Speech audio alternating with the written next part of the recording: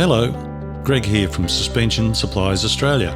When we talk to customers about suspension, we always put some emphasis on the humble U-bolt, a very important part of the suspension because if you have a leaf spring suspension, the U-bolts hold your leaf springs onto the differential of your vehicle. And your differential houses the axles which your wheels are bolted to, and their good mates the tyres hold you to the road. Important, aren't they? But when spring repair or replacement is necessary, some people give U-bolts little thought because they are planning to save $1 and just use the old ones, which sounds like a plan until the old U-bolts are seized on and have to be cut off when removing the springs for repairs or replacement. The old U-bolts break or snap under the force used to undo the nuts, or the U-bolt threads are damaged when the nuts are removed, and if reused, keeping the nut tight after reassembling cannot be guaranteed, and loose U-bolts will void a new spring warranty. Or, oops, forgot that the stronger and therefore thicker leaf spring pack is now being used, so my old U-bolts aren't long enough. Rest assured your disappointment will be amplified if you are doing the job on the weekend when everything is closed, or if you are a long way from the supplier. So to avoid being disappointed by any of these possibilities, let's just say it is a wise practice to replace the U-bolts when a spring removal or replacement has been done. It is also recommended that the U-bolts be retensioned 7 to 10 days after installation as the spring settles into position and any initial stretching of the U-bolt threads has occurred. The retention will ensure the leaf spring remains firmly secured and is not allowed to rock in place, causing unwanted spring flex in the middle of the spring, which can cause leaf breakages to occur. Loose U-bolts can also cause a leaf spring to walk out of position, which will damage your centre bolt and affect the alignment of the vehicle.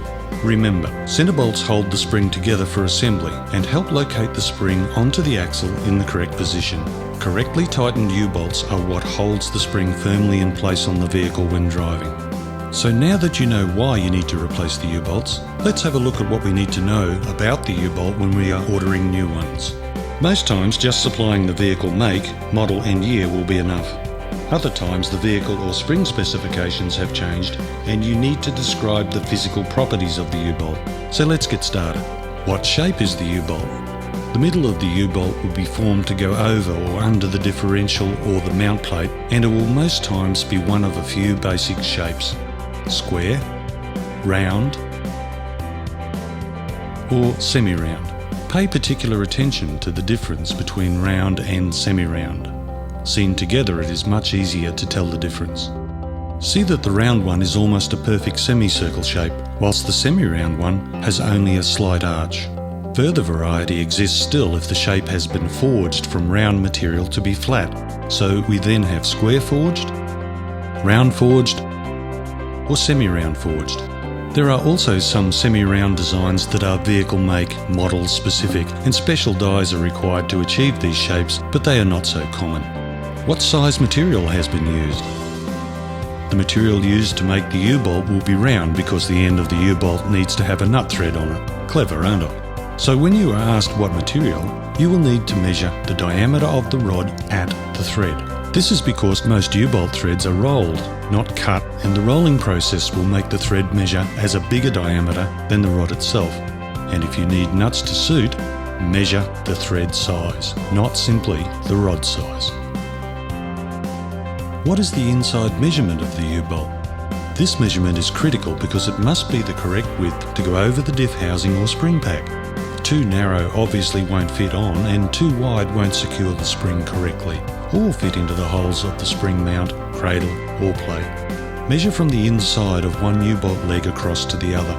Always measure at the shaped end of the U-bolt, as the legs of the U-bolt may spread during removal and give you a larger and incorrect reading. What length are the legs of the U-bolt? When measuring the leg length of your U-bolt, always measure from the underside of the material at the top down to the end of the leg. Now don't forget that this is the measurement of the U-bolt you have now, and you may need to order longer ones if you are adding a packer plate or extra leaf to your spring to add height or strength. It's a good tip to have a peek how much thread is sticking out of your original U-bolts before you take them off, so you know if your new ones will need to be longer once you have done your additions. Remember that you must have a full nut plus 2 threads extra on the thread of your U-bolt exposed after the nut. Any less and the nuts could work loose. And if you do replace your U-bolts, give them a retighten approximately 7 days after to make sure any initial settle-in of the spring and U-bolts has occurred. U-bolts must be tight or problems will occur. How much thread does your U-bolt have on each leg? Most of the time the length of the thread is relevant to the length of the leg, with plenty to spare, but if you ask for it, know where to measure. What grade material should the U-bolts be made of? This is not normally something you'll need to stipulate. Usually the supplier will know relevant to material size what the standard requirement is. Some of the smaller two-wheel drive and four-wheel drive U-bolts are equivalent to grade 5, whereas the big heavy U-bolts are supplied as grade 8. What if the U-bolts I need aren't available off the shelf? Many suspension suppliers and installers have a U-bolt bending machine on site.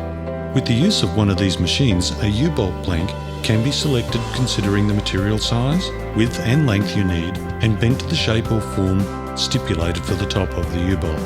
It is then a case of selecting the right die to form the shape needed to make your U-bolt. Individual machines will have limitations on the diameter of rod they can bend. Please remember that threaded rod blanks are a cold bend steel material, and it is a definite no-no to use heat on the threaded rod blank to help with the bend. Using heat can cause a reduction in strength or failure of the U-bolt. Well, hopefully that tells you enough so you can talk U-bolt language when asked, and you can order your U-bolts without too much difficulty. So until next time, bye for now.